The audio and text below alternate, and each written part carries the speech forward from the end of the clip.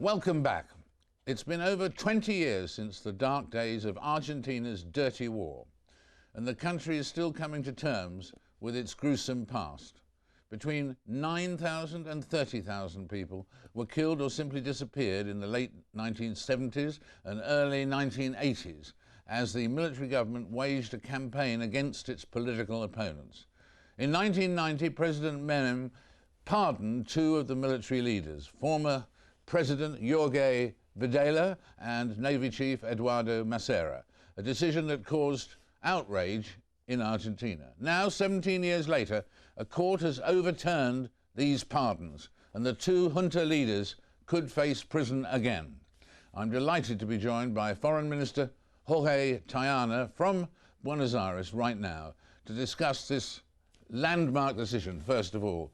Mr. Foreign Secretary, thank you very much for joining us. When former President Carlos Menem granted these pardons, he said he did it, quote, to close a sad and black stage of Argentine history. Why did you think it was important to take this move? Well, the decision of the court is part of a process that we have having in Argentina for the last years. And for the first time, right now, more than 20 years after the returning of democracy, we're facing that the three powers of the state have the same position. And the position is we cannot accept impunity. We cannot build a sustainable democracy and strengthen institutions with impunity. So we need to remove the obstacles. What will happen to former President Jorge Videla and Mr. Massera? Does this mean that they will in fact go back to prison? They are already in prison because 2 years ago the Supreme Court declared the unconstitutionality of the amnesty law, because in Argentina the impunity system has two tools: the presidential pardons and the amnesty law. So they were already in prison and are close to 1,000 of former members of the military forces being subject to trial or already in prison for their crimes.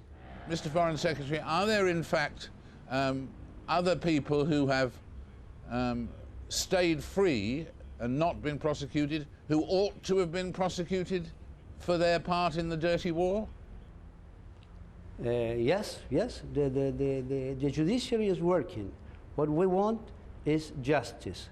And to obtain justice, we have to let the judiciary work. And this is what we are doing right now. So there are different trials.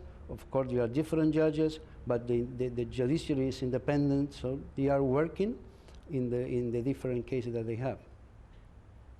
And in terms of moving on to another subject, the subject of what people in Britain would call the Falklands and what you would call the Malvinas, do you expect to see the Malvinas restored to Argentine control during your lifetime? I hope so. I hope that during my lifetime I will see the returning of the effective sovereignty over the island to Argentina. It's a hope, and I'm optimistic about that. Are these islands more important to Argentina politically or economically? Well, they are important for very different reasons. First of all, because they are part of the Argentine territory that were occupied by force for a foreign country 174 years ago. I really see this the persistence of this archaic colonial situation in this area here in South America is really difficult to to understand. So the islands are very important, and we think that after so many years, we think that the possibility to reassume the dialogue and the negotiation over sovereignty with the UK is a call that the international community has done repeatedly over the last 2 or 3 decades, and I think that it's time that we can talk again.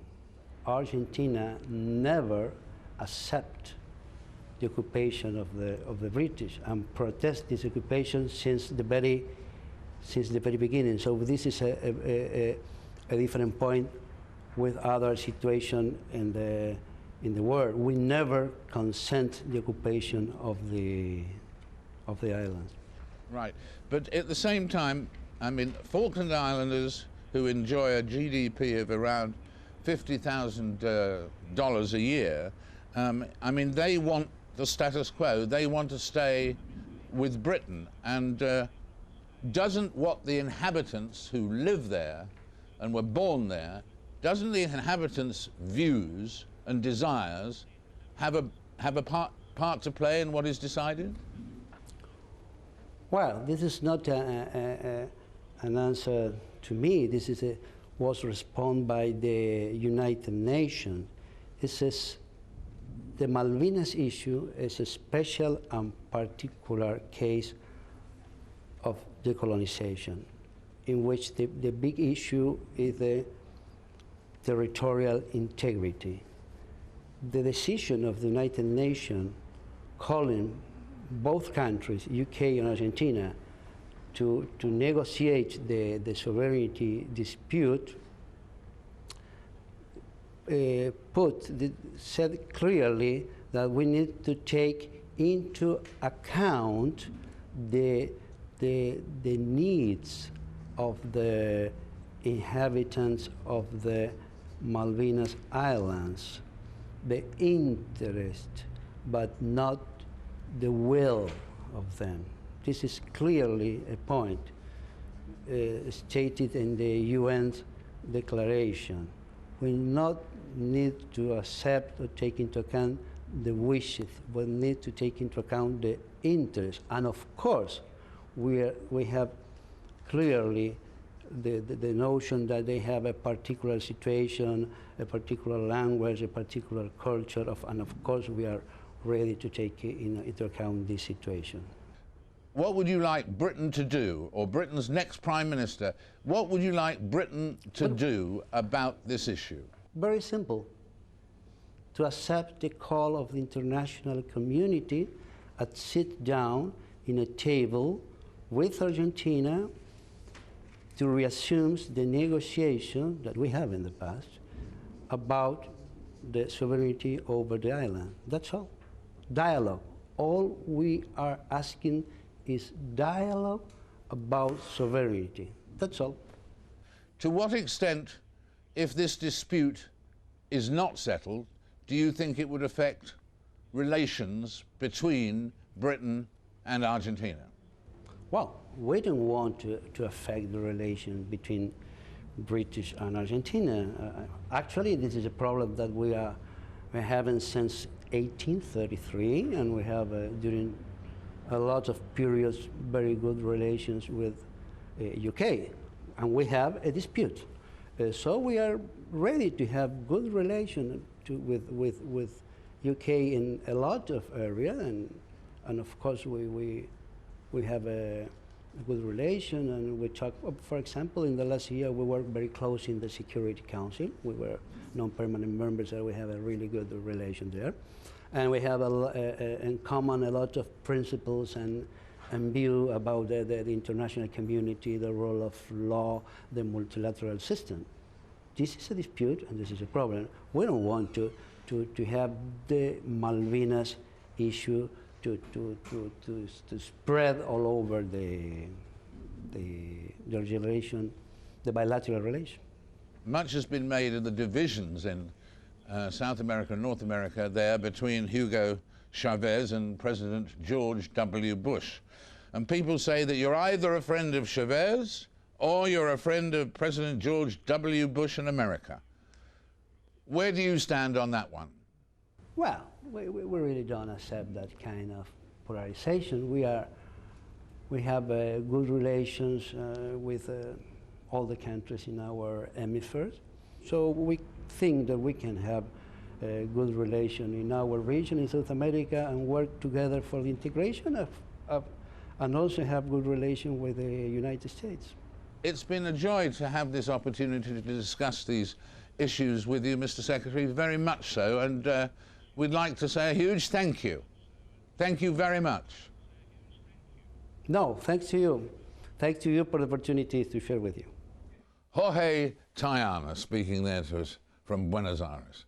It's now 4 years since President Bush's mission accomplished speech, when he declared that major combat operations in Iraq had ended. But as we know, Iraq has descended further and further into chaos.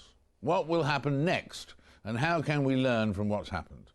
Well, earlier I was joined from Washington, D.C. to discuss this by Thomas Ricks, author of the new and hugely successful book, Fiasco, the American military adventure in Iraq. Welcome, Thomas. One question from the middle of this story first. Could the fiasco after the war, when the country descended into the insurgency period and so on, could that fiasco have been avoided by better planning, more troops on the ground, etc.? Or was it, in retrospect, inevitable and therefore shouldn't have been attempted? I think some sort of resistance was inevitable, but an insurgency of this size and duration leading to chaos and civil war, I'm not sure that was inevitable. For example, the British in 1920 put down an insurgency in Iraq in 6 months. And an alternative course, if the United States officials had been more attentive, if they had recognized the conflict and acted earlier, you might have had, for example, General Petraeus. Instead of being put in charge in the beginning of 2007, if you put him in charge in 2004 and said, do for the rest of the country what you did in Mosul as the commander of the 101st Airborne, you might have had a very different scenario there. So it might have been better. And the first half, though, that was a period of false intelligence and so on. Were the preparations, however, for the war, apart from the number of soldiers, were they reasonably intelligent in your view? No, I actually think it was probably the worst war plan in American history.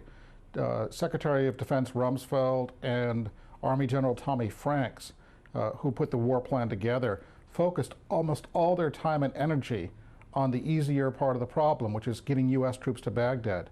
They focused almost none of their time and energy on the much more important question, what do we do once we get there? And in terms of that, were they, as sometimes happens with a pressured presidency, did they surround themselves with people who were going to agree with them? Or, Absolutely. And leave out people like Colin Powell at State from some vital Even more than most presidencies, this presidency confused dissent with disloyalty, and so people who disagreed, or even people who simply raised questions, were not invited back to the next meeting. Typically, when a democracy goes to war, you want to have a big tent. You want to bring people in. The Bush administration, in a real aberration in American history, narrowed its base and became more exclusive as it went toward war, and basically threw people off of the ship. They were so sure of what they were doing was that anybody who was not entirely with them was deemed to be against them. Would you say that we are talking here about an imminent defeat, or is there any circumstances in which America could, with Britain's help or whatever, could turn this into a victory? I don't hear a lot of people talking about victory now, but there is a school, for example, General Petraeus, I think, talks about staying in Iraq for another 5 to 10 years. Not in the current troop numbers, perhaps around 40,000 U.S. troops, but a long-term, much smaller presence. The U.S. Congress is not interested in that proposition, though. The people who were elected to Congress last November feel they were elected somehow to get the U.S. out of Iraq, and they're not quite sure how. And what's the best that could happen then? People don't talk about victory anymore, as you just said, but what's the best that could happen, realistically? I really don't think there are any good answers left. I think the beginning of wisdom is to recognize that whatever path you take is going to be painful and bloody. I think the most optimistic option is the one that General Petraeus talks about, a smaller U.S. presence that lasts perhaps as long as a decade. But I think the worst paths are the much more likely ones. Well, thank you very much for being with us. We appreciate it, Thomas. Continued good luck with the book. Thomas Ricks there, whose book is doing rather better than America in Iraq. Join me after the news when I'll be joined by India's most famous actress, and famous not only for being an actress. We'll be joined by Bollywood superstar Shilpa Shetty.